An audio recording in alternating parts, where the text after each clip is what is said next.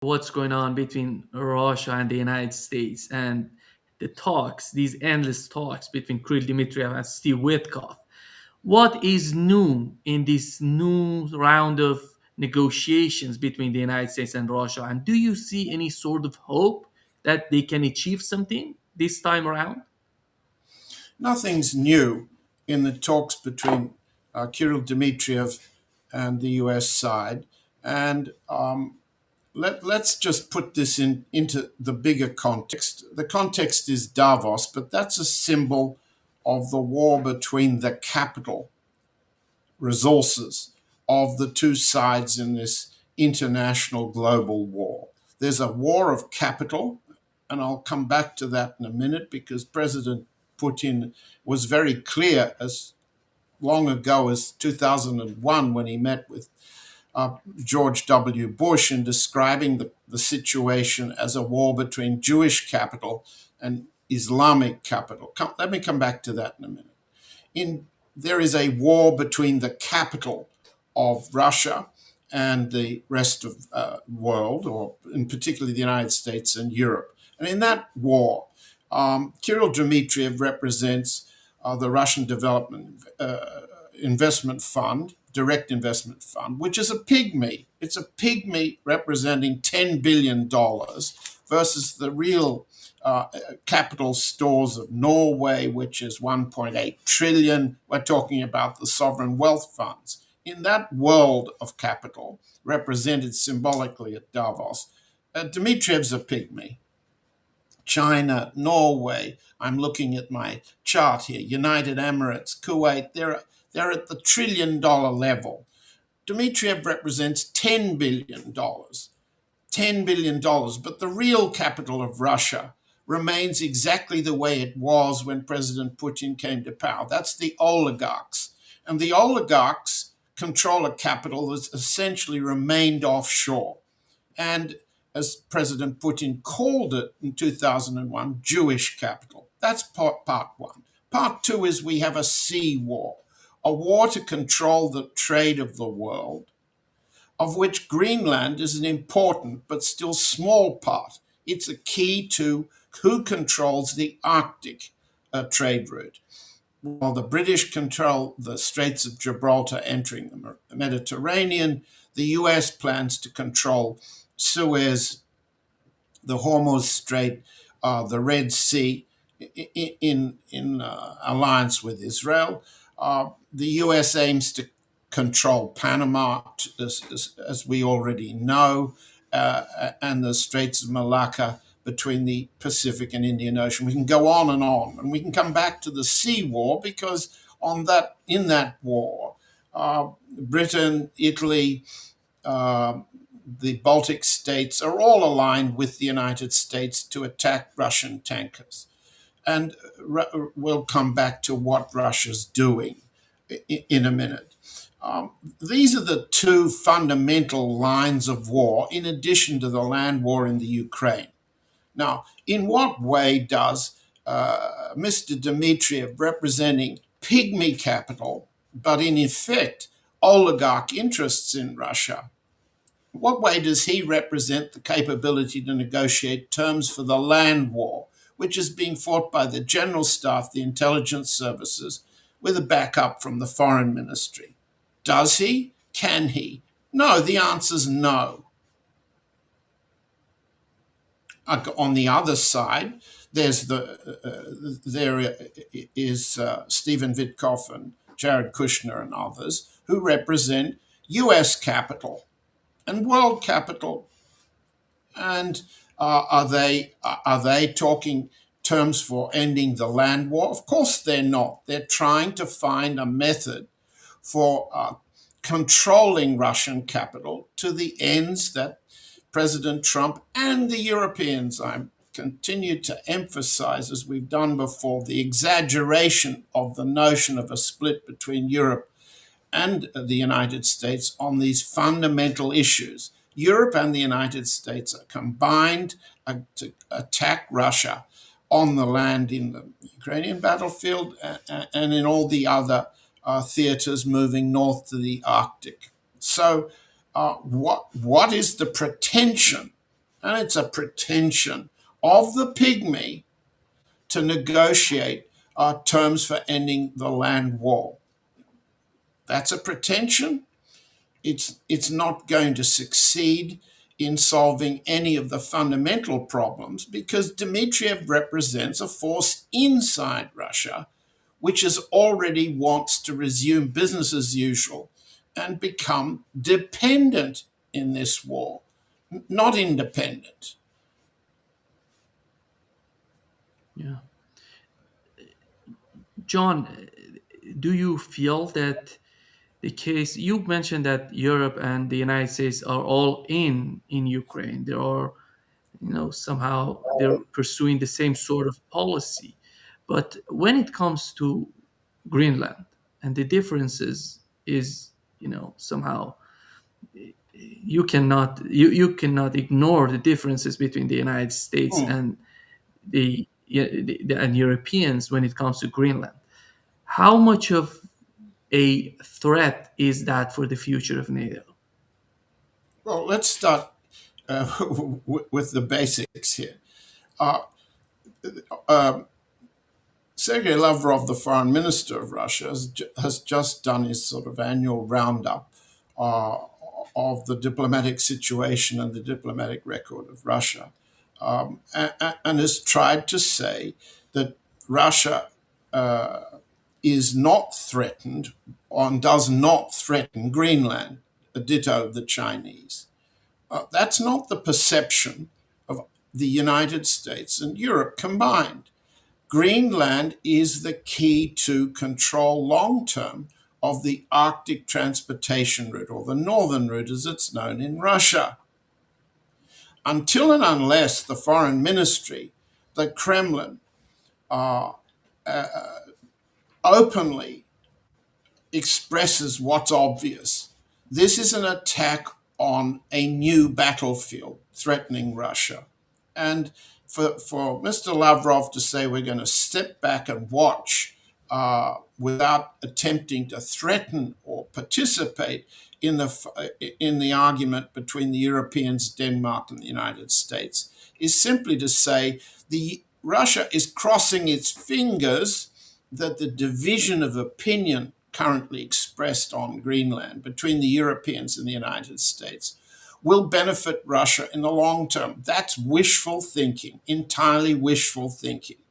The publicity that you're mentioning is entirely exaggerated. Yes, the Greenlanders themselves want independence of both Denmark, the European Union, and the United States. They want, obviously, and they say so with eloquence and clarity. They want to be able to determine their future for themselves. But in what world do they think they're functioning? Obviously, they understand that the United States certainly will use Greenland as a military base to extend its power into the Arctic to threaten Russia. It's the other way round. Until Russia says that's what's happening, it's delusional.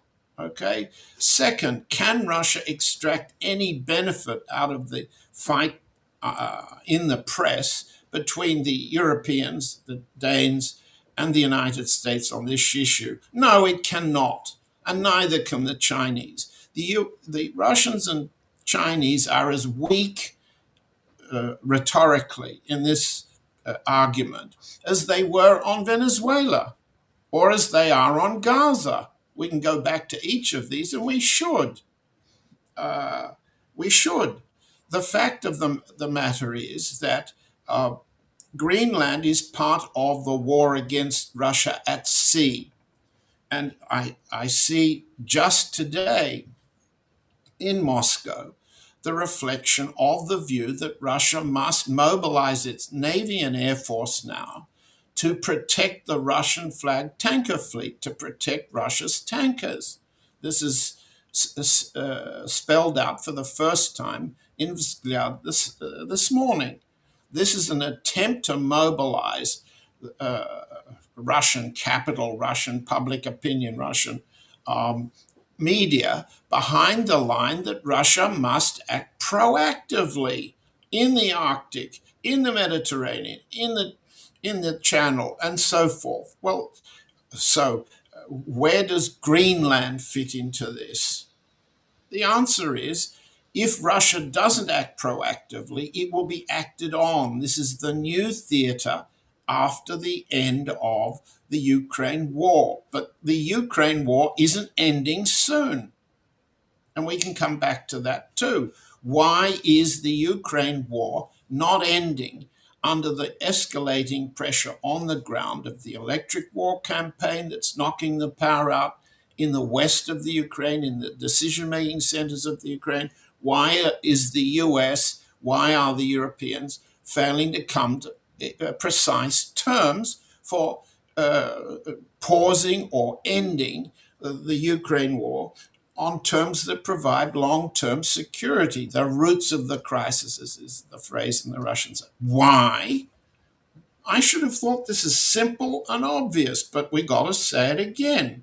You're in Iran, you understand and have accepted and publicly say Iran is under permanent threat of both internal regime change and external attack by the allies, all of them, right?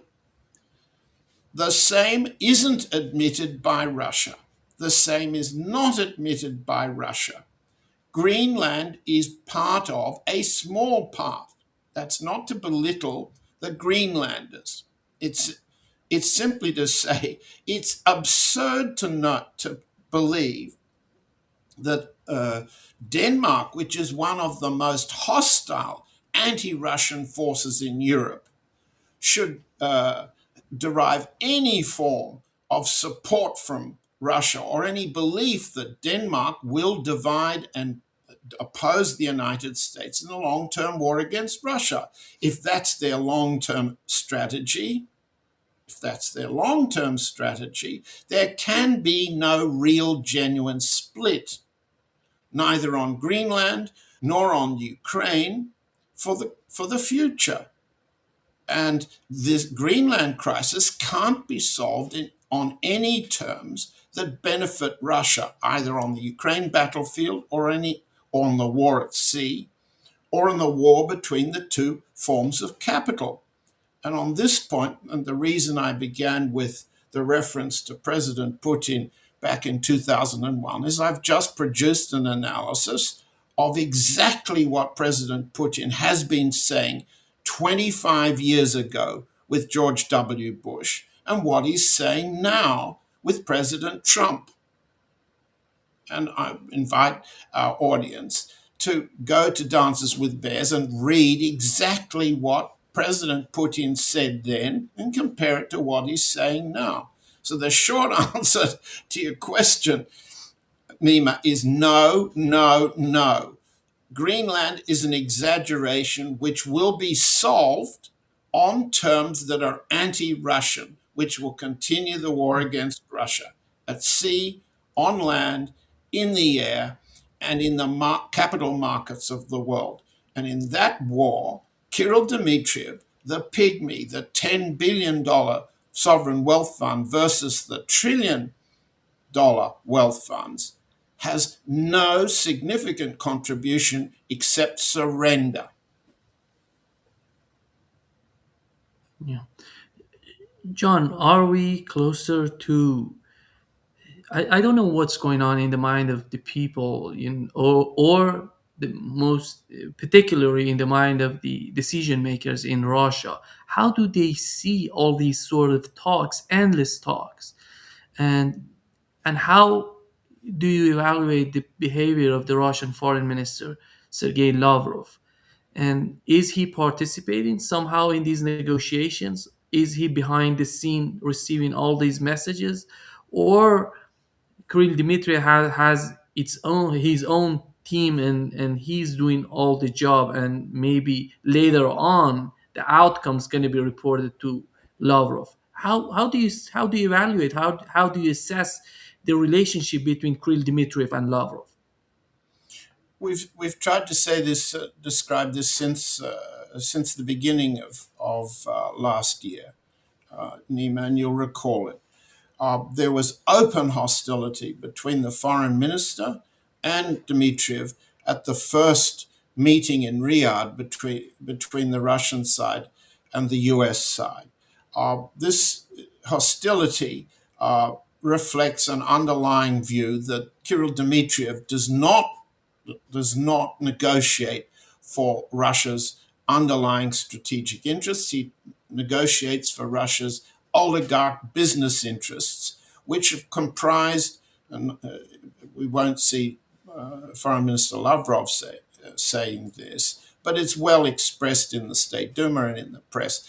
This capital that Dmitriev represents is a fifth column inside Russia that's pro American, that wants a deal on any terms to stop the war, to reduce the sanctions, to allow Russian capital to continue to flow out of the country. The absolute reverse of what a sovereign wealth fund is supposed to be doing.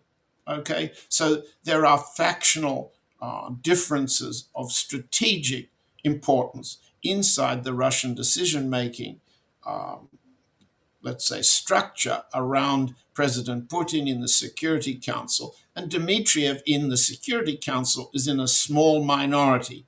He's not a minority in President Putin's policy making. If we look, for example, then at the contradictions that this faction fight generates, you can see it, for example, on a number of points. For example, the war at sea. When the last tanker boarding was attempted and successfully by President Trump, who celebrated the running away of the Russian Navy in that incident. The foreign ministry position was, this is international piracy. We oppose it. We strongly warn the US away from it. Nothing significant was done on a military level to deter the US, so Trump acted unilaterally, yes. Then Lavrov's spokesman, Maria Zakharova, thanked the United States for agreeing to release the two Russian nationals on board the vessel. She thanked the pirates. That's a plain contradiction with the policy line. The problem is that since Zakharova's thank you to the pirates, the two Russians haven't been released. Neither have a much larger number of Indian crew members on that tanker. In fact, the tanker interceptions, both in all seas, including German interception of a Russian tanker, an Italian seizure of a Russian cargo vessel. This is escalating. So, thanks to pirates is a line that Zakharova tried several days ago. It's failed.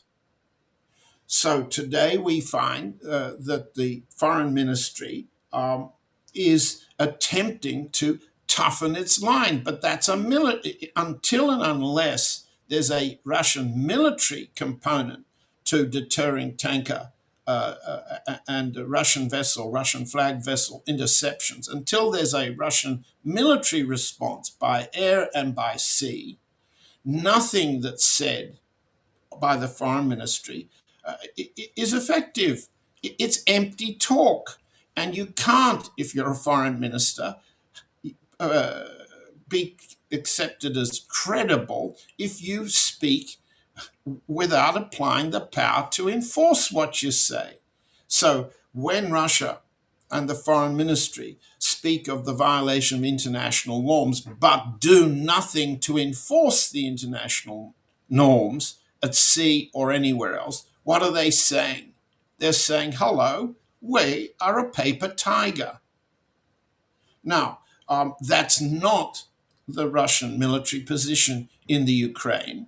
But then the problem is Russian strategy one war at a time? One war at a time. We must solve the Ukraine battlefield on our terms, and then we can negotiate better strategic terms at sea, better relation with the United States on sanctions and so forth and so on. On these points, the Russian foreign ministry can be articulate by words, but impotent in terms of power. And then the rest of the world, including Russia's allies, the BRICS allies, whether they are India, China, North Korea, Iran, Venezuela, or Cuba now have to ask, are Russia's assurances on paper and in public in words to be backed by military power, the support required to deter or block a combination of the Europeans and the Americans? That question's being asked from Cuba to Venezuela to Greenland, all over and where you are in Iran. So I hope I've answered your question. We have no basis at the moment for understanding whether the factional differences in Moscow are how they will be resolved, either on the terms that would be, let's say, sufficient to end the war in the Ukraine, or on the terms that would be sufficient to end any of the other fronts in this war against Russia. We're nowhere near that now. What we have is exaggeration. And we see the same level of exaggeration, indecision, vacillation, and factional conflict on this question. Is Russia to accept President Trump's invitation for Mr. Putin to sit on the BOP, the Board of Peace, to supervise the genocide and transfer of Palestinian territory in Gaza to the control of US capital, Israeli capital, and with their allies from Canada to Europe. On the one hand, you see Mr. Peskov announcing that President Putin is complimented, delighted to be invited to sit on the board. Second, we have some lack of clarity on the Russian side, starting with the foreign ministry, on whether this is a board of stooges designed to implement and rubber stamp decisions reached elsewhere. That's primarily by the Israeli military and the United States military in Gaza. What you see in the response to the invitation in Moscow, the same as in Minsk, Belarus, because Lukashenko, the president of Belarus, has also been invited. In fact, 50 countries have been invited. So who announces they've been invited? Well, the countries that want to make it appear that Trump respects them so much that they should sit on the board. Is it a mark of respect, as Lukashenko says, as Peskov has implied? Is it a mark of Trump's respect for Putin to be invited, or is it a mark of disrespect, a mark of an invitation to play puppet to Trump and Prime Minister Netanyahu's string pulling? The Russian side can't get clear and unified its view on something like the seat at the BOP table. It can't get clear its response to the takeover of Russian tankers. Therefore, it can't get clear how it should handle the takeover of Greenland, the threat to take over a Russian ally, Cuba. It can't get clear. Instead, we have this rhetoric of international rules and norms, which the US is clearly intending and has always intended. Trump is simply the latest version, the clearest version of how the US intends to expand its hegemony. Against that, to suggest that Russia leads a group, China, India, and others, for multipolarity, it's so many words. It's not effective on the ground or in the markets, the capital markets.